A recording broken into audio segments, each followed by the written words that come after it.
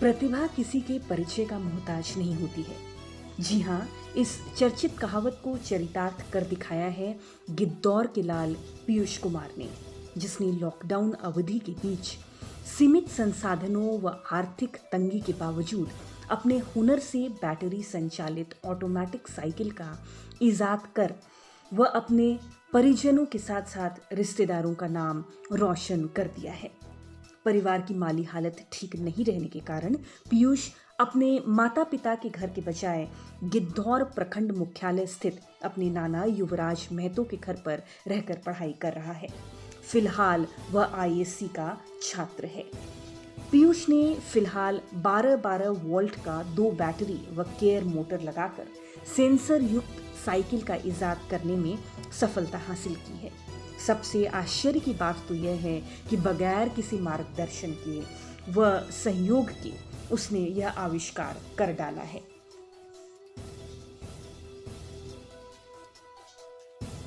मैंने 10वीं की परीक्षा पास की तो मेरे मामा जी सरोज कुमार दांगी ने मुझे पूछा कि तुम्हें क्या इच्छा है, लेने का कुछ इच्छा है तो बोलो। तो फिर मैंने ये बोला कि मुझे साइकिल को बैटरी से चलाना है।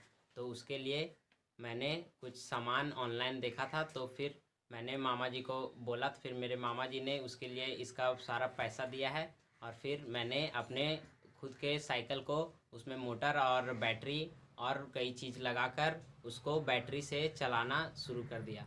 तो ये साइकिल 24 वोल्ट बैटरी से चलती है और एक चार्ज पर लगभग 10 से 15 किलोमीटर साइकिल चल जाती है और इसकी स्पीड जो मैक्सिमम स्पीड मिलता है वो 30 किलोमीटर। इसकी चर्चा न सिर्फ इलाके में हो रही है बल्कि उसे खूब वाहवाही भी मिल रही है। पीयूष द्वारा इजाद साइकिल को देखने को लेकर ग्रामीणों की भीड़ लग रही है। पीयूष की इस प्रयास का लोग काफी सराहना कर रहे हैं।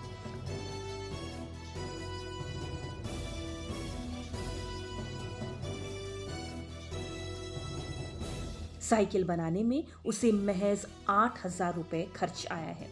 खर्च का पैसा उसके मामा सरोज कुमार ने वहन किया।